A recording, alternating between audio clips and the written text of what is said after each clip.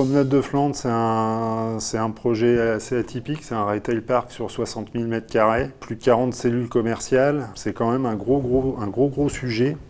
Et l'architecte Villemotte a fait sur ce projet une façade filtre assez monumentale qui englobe tout le projet. Donc architecturalement et techniquement, ça reste un beau projet.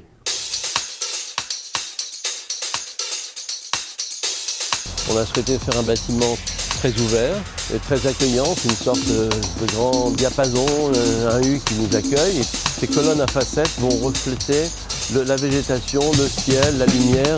C'est un ensemble de bâtiments qui va être changeant tout au long de la journée en fonction de l'intensité du soleil, de la lumière extérieure. Donc c'est un bâtiment qui va réagir en fonction de l'environnement.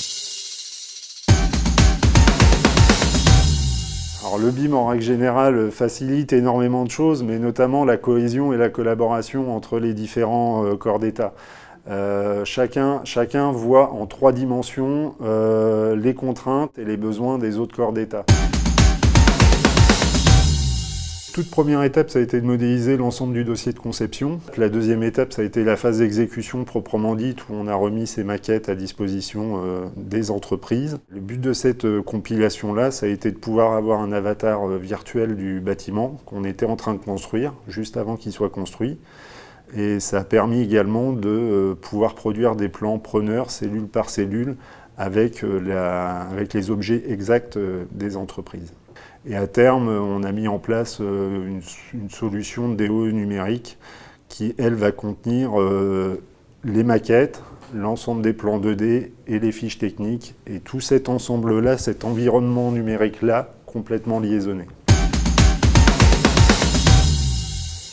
Ça a démarré avec l'attribution à notre entreprise du lot serrurerie et menuiserie aluminium. On s'est partagé le lot menuiserie aluminium avec l'entreprise STM et on a donc travaillé avec l'entreprise Tecnal qui nous a accompagnés dans le BIM avec le logiciel Tech 3D. Le logiciel Tech 3D nous a permis de modéliser les murs rideaux et les portes directement avec les produits que nous utilisions.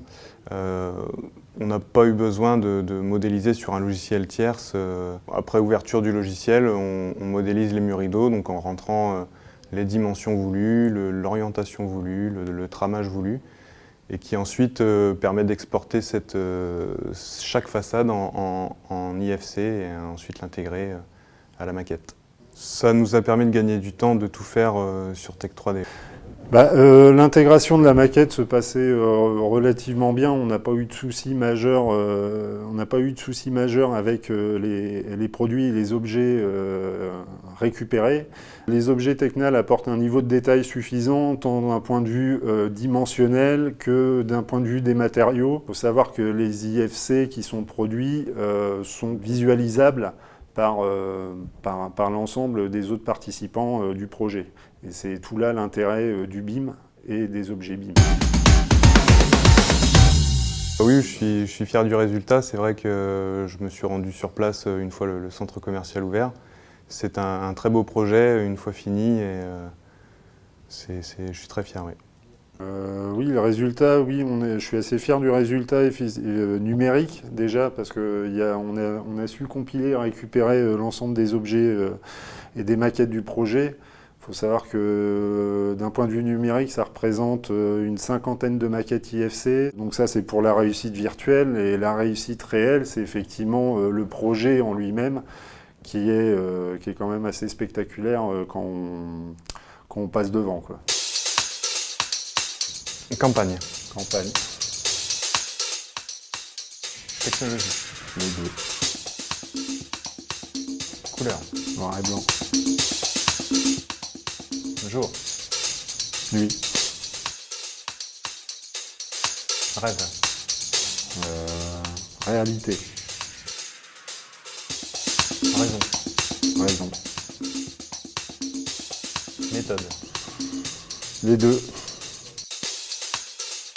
Évolution. Révolution. Série. Film. Game of Thrones.